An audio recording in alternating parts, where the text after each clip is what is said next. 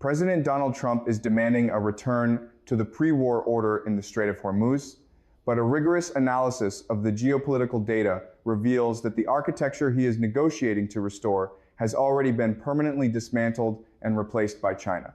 As analysts, we must look beyond the political rhetoric and focus strictly on the structural indicators. Commercial shipping traffic through the Strait of Hormuz has collapsed by more than 90%.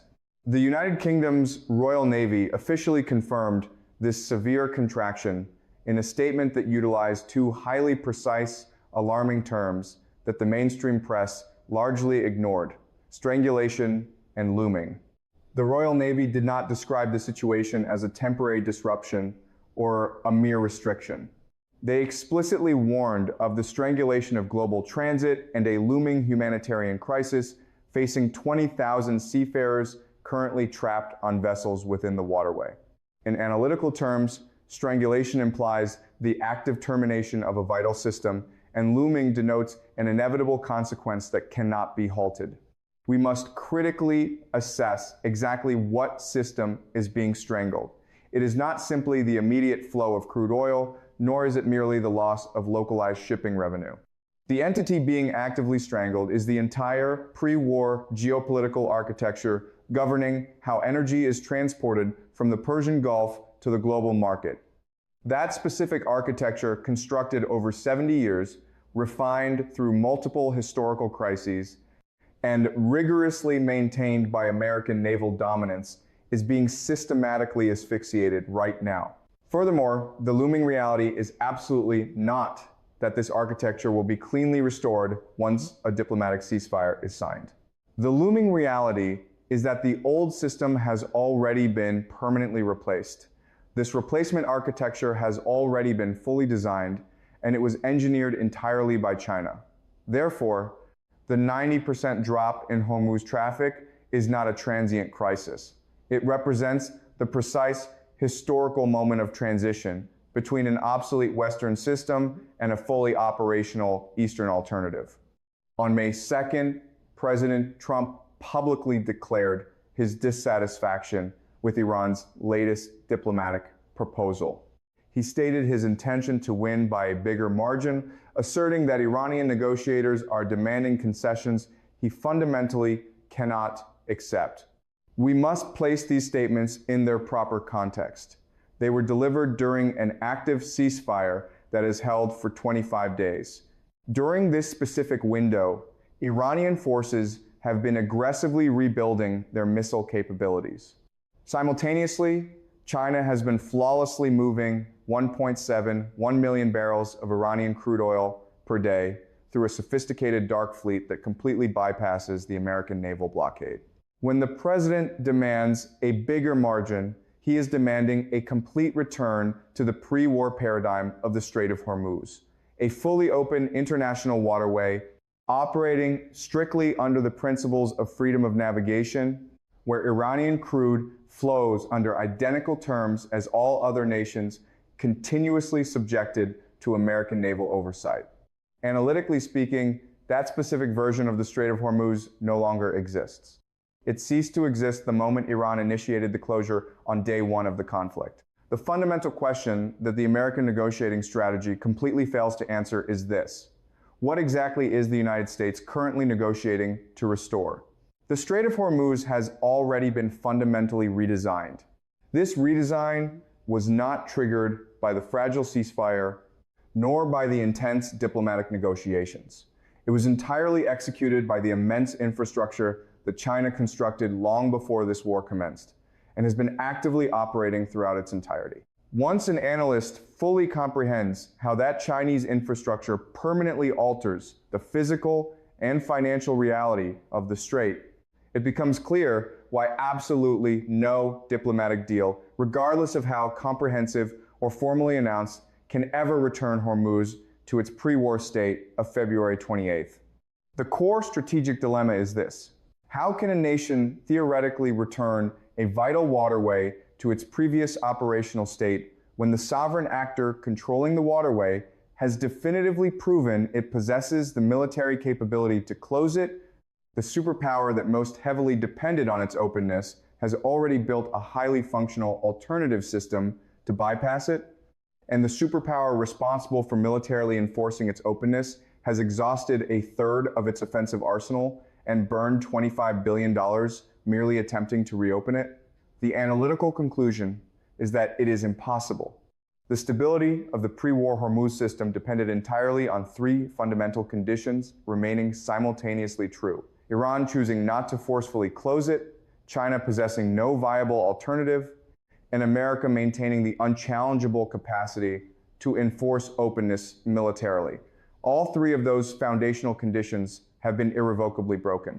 Iran successfully closed the strait. China successfully built the alternative.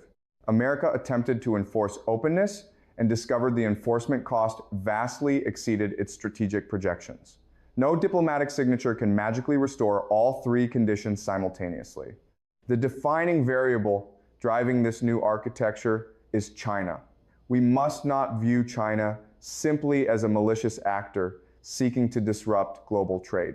We must analyze China as a hyper-rational actor that deliberately engineered a parallel global energy architecture strictly for its own strategic security. By executing this strategy, Beijing successfully reduced its critical dependence on the American dollar system, fortified its essential oil supply against potential American sanctions, and strategically positioned itself for a post-American energy order. In doing so, China rendered the old Hormuz system entirely irrelevant for the specific volume of trade that is most vital to its industrial base.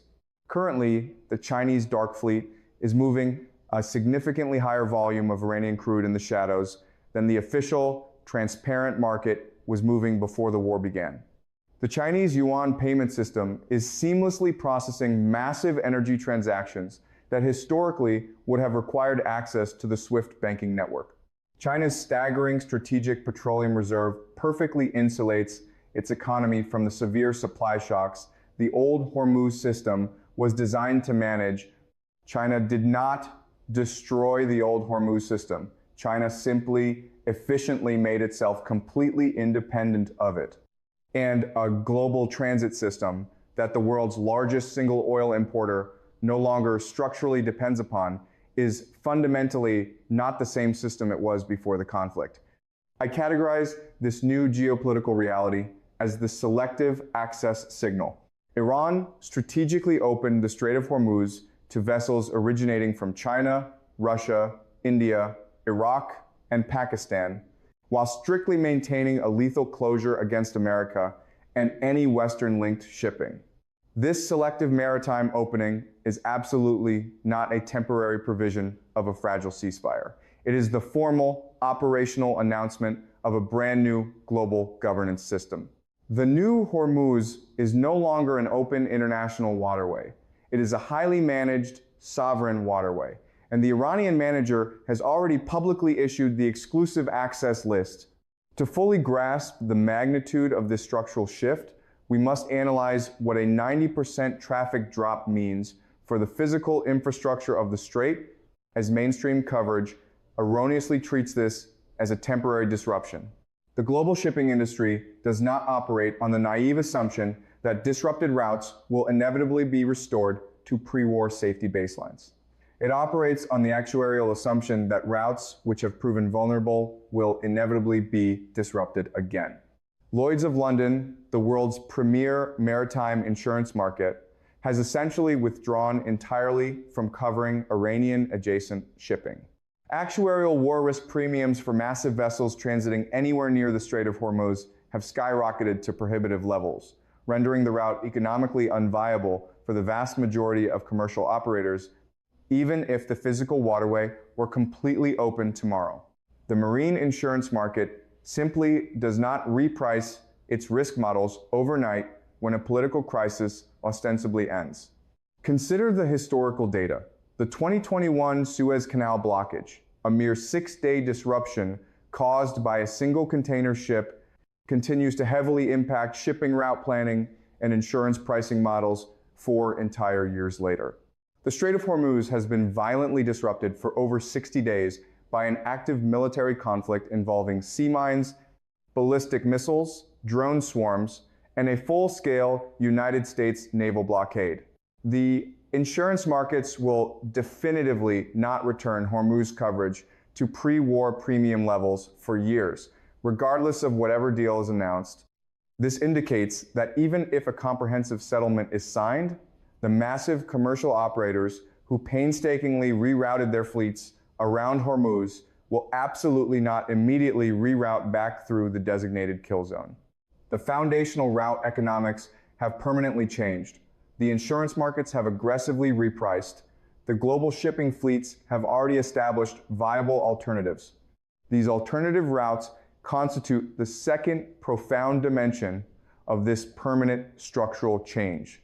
Major Gulf oil producers, specifically Saudi Arabia, the United Arab Emirates, Kuwait, and Iraq, have been aggressively accelerating massive capital investments in non-Hormuz export infrastructure ever since the initial closure. The UAE's strategic Fujairah pipeline, which effectively bypasses Hormuz entirely by carrying 1.5 million barrels per day directly from Abu Dhabi to the Gulf of Oman, has been operating at maximum capacity. Saudi Arabia has been deeply analyzing the rapid expansion of its East-West pipeline to funnel crude toward Red Sea ports.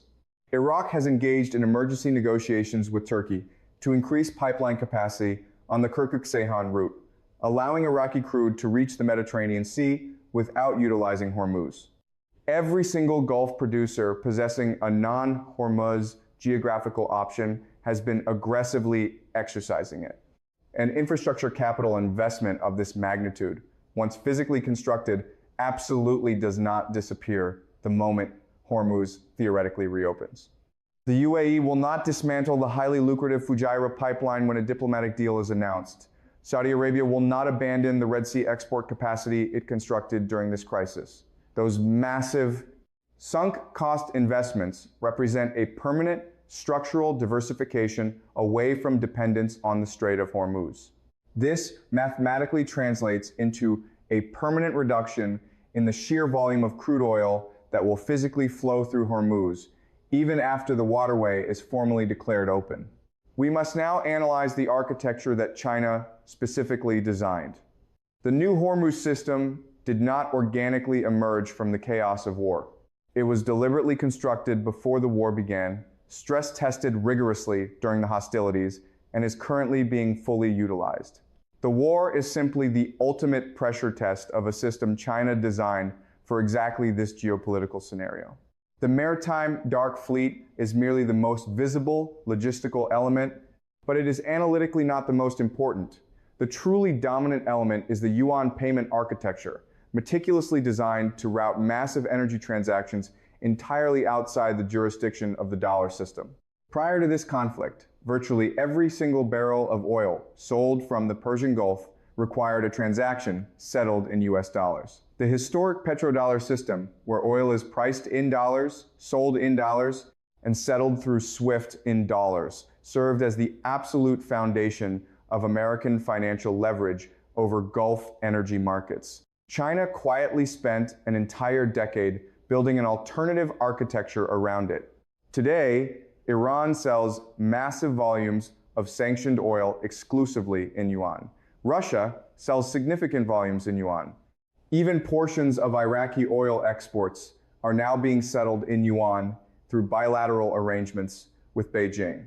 The petrodollar system, which served as the invisible architecture of the pre-war Hormuz, is being systematically replaced by a yuan settlement system for the volume of trade that specifically flows to the Chinese market. This systemic replacement does not require Hormuz to be physically closed by military force. It does not require kinetic conflict. It happens quietly, transaction by transaction, barrel by barrel, as Gulf producers who desperately seek access to China's market, the single largest oil import market on the planet, accept yuan settlement as the unavoidable price of access. The current war drastically accelerated this transition by demonstrating that the ultimate enforcement mechanism of the dollar system, American naval power, possesses severe tactical limits. However, this transition process was running long before the war, and it will forcefully continue after it entirely, regardless of what specific diplomatic deal is eventually reached. The new Hormuz operates efficiently on the yuan, and absolutely no diplomatic agreement can change the specific currency in which China chooses to pay for Iranian oil. The second crucial element of China's design is the selective access framework. Iran's highly strategic decision to open the Strait of Hormuz to China, Russia, India, Iraq, and Pakistan while maintaining a rigid closure against American-linked shipping is absolutely not a temporary wartime measure. It is the formal operational announcement of the new long-term Hormuz governance model. Under the pre-war model, the Strait of Hormuz was strictly governed by international freedom of navigation principles. Any commercial ship originating from any sovereign country possessed the right to transit without requiring explicit Iranian permission. Under the radical new model that Iran actively demonstrated during this conflict, transit is governed exclusively by Iran's selective access list. Countries that Iran categorizes as non-hostile are granted immediate transit. Countries that Iran categorizes as hostile, which currently means the United States, Israel, and their closest allies, are denied transit unless they negotiate specific terms directly with Tehran. That is a fundamentally different maritime governance model. It is the exact model China has been heavily supporting diplomatically at the United Nations Security Council, where both Beijing and Moscow deliberately vetoed resolutions demanding total freedom of navigation in Hormuz. It is also the exact model China supports economically, as China's Dark Fleet decisively demonstrated that the Iranian access list was highly viable precisely because Iran's most important customer was already safely placed on it. China is permanently on Iran's access list. China's massive tanker fleet is actively transiting. China's crude oil is relentlessly flowing. The new Hormuz framework works flawlessly for China. Whether it works for America is the exact negotiation that President Trump is currently failing. To maintain analytical rigor, we must steelman the opposing position that argues Hormuz can eventually return to a pre-war normal, and that the new system theory is analytically overstated. This optimistic reading rests on three core arguments. First, optimists correctly point out that all previous Hormuz closures or severe restrictions have been strictly temporary. Iran has repeatedly threatened to close Hormuz multiple times in previous decades, yet it never mathematically sustained a total closure for more than a few days. The current closure, while undeniably unprecedented in duration at 60+ days, may eventually follow the exact same historical pattern. The Steelman argues that Iran must eventually accept that a fully open Hormuz serves its own long-term economic interests vastly better than a closed one, simply because Iran's own domestic export revenue heavily depends on the strait being functional. While China's Dark Fleet can effectively move Iranian crude, official, transparent channels move significantly more volume at substantially better global prices. Second, the Steelman argues that the insurance market repricing and the massive alternative infrastructure investments are absolutely not permanent structural changes. They are viewed as highly expensive temporary adaptations that global producers will rapidly abandon the absolute second the original Hormuz route becomes economically superior again. Gulf producers only built highly expensive alternative routes because they were forced to. They will ruthlessly utilize the cheapest, most efficient route the moment it is available. If Hormuz fully reopens and alternative pipeline routes prove mathematically more expensive, shipping traffic will inevitably return to Hormuz simply because pure capitalist economics dictate it. Third, optimists argue that while the yuan payment system and the strategic challenge to the petrodollar are real issues, their impact is heavily overstated. Absolute dollar dominance in global energy markets is deeply structurally embedded in complex legal contracts, vast international banking relationships, and rigid regulatory frameworks that simply do not change overnight. Even if China aggressively desires to settle massive oil contracts in yuan, the major Gulf producers, particularly Saudi Arabia, are highly unlikely to permanently abandon dollar pricing for their absolute primary commodity. Doing so would instantly invite devastating American economic retaliation, directly targeting their sovereign wealth funds, their dollar reserves, and their critical access to American financial markets. The steelman concludes that the petrodollar endures precisely because the alternative system remains vastly too costly for the Gulf states who would be forced to defect from it. All three of these counter-arguments carry genuine analytical weight. Historically, previous Hormuz threats were indeed temporary. Cold economic efficiency does eventually reassert itself over politically motivated routing decisions. And absolute dollar dominance possesses a structural depth that the yuan payment system has not yet fully overcome. However, here is the devastating reality that the optimistic steelman fundamentally misses. This current closure is absolutely not a rhetorical threat that was not executed. This is 60+ days of actual physical closure, during which the alternative architectural systems China built were brutally stress tested at a massive global scale, and they proved entirely functional. The data is undeniable. Iran successfully exported more oil during the active closure than it did before the closure even began. That is absolutely not a temporary disruption that left the underlying global system intact. That is absolute proof that the underlying global system has a highly viable, fully functional alternative. Once an actor has successfully proven the alternative works, the old system is never viewed the same way again.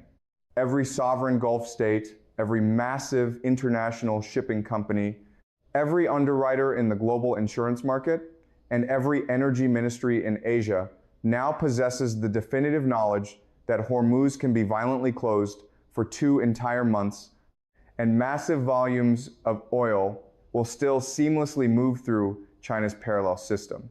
That knowledge permanently changes every future geopolitical calculation regarding Hormuz dependence. The comforting pre-war certainty that Hormuz would always be open simply because it had to be open is permanently gone. The new certainty is that Hormuz can be highly managed, selectively opened, and violently closed at will, and the world's largest oil importer already possesses an alternative architecture that functions perfectly when the old route does not.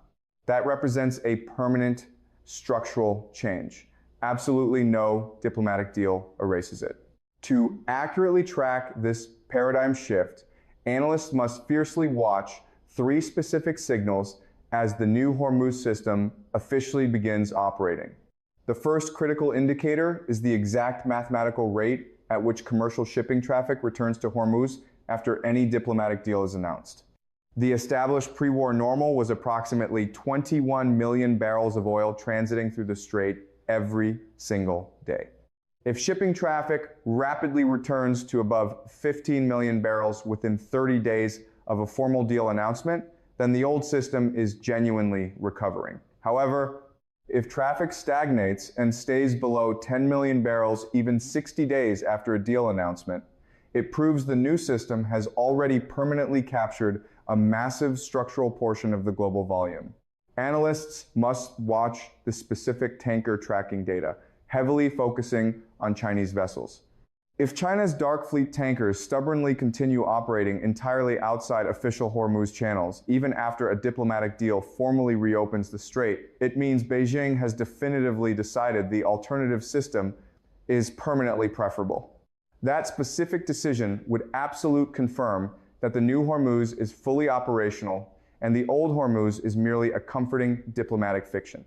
The second vital indicator is whether any finalized diplomatic deal includes highly specific language regarding Hormuz governance, specifically whether any formal agreement references Iran's sovereign right to actively manage traffic, collect transit fees, or establish access conditions.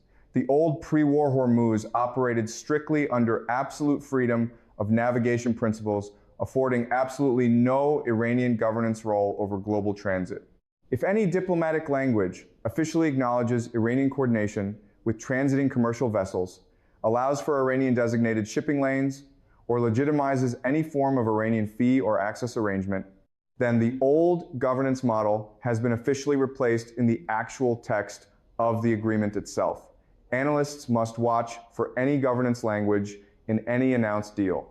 Any governance reference whatsoever is the new Chinese-backed system being formally written into the official international settlement. The third and most telling indicator is exactly what happens to Iran's selective access list after a deal is signed. During the conflict, Iran strategically opened Hormuz to China, Russia, India, Iraq, and Pakistan, while strictly keeping it closed to American-linked shipping. If a deal announcement is immediately followed by Iran fully reopening Hormuz to all global vessels on perfectly equal terms with zero conditions, then the old freedom of navigation model has been genuinely restored. But if a deal announcement is followed by Iran quietly, persistently maintaining differential treatment where Chinese vessels transit freely, while American-linked vessels are subjected to inspections or heavy coordination requirements, then the new system is fully operating the diplomatic cover of a formal peace deal. Watch specifically for any physical incident involving American-linked vessels in Hormuz during the highly volatile 30 days after a deal announcement. Any incident involving American-linked vessels after an announcement means the Iranian access list is still forcefully operating.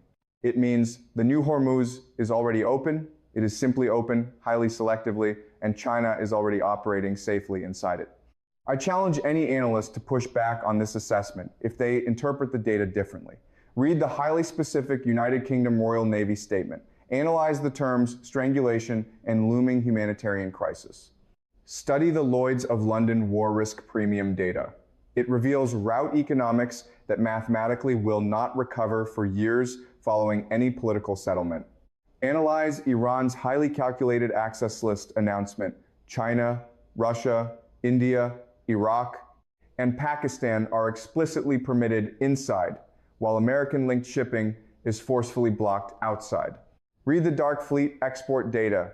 1.71 million barrels per day flowing seamlessly during the absolute most intense weeks of the closure, a figure significantly higher than pre-war levels. Finally, analyze China's official customs records. They list zero official imports from Iran, yet simultaneously claim 1.3 million barrels per day of Malaysian crude, originating from a country whose total national production is mathematically only 650,000 barrels.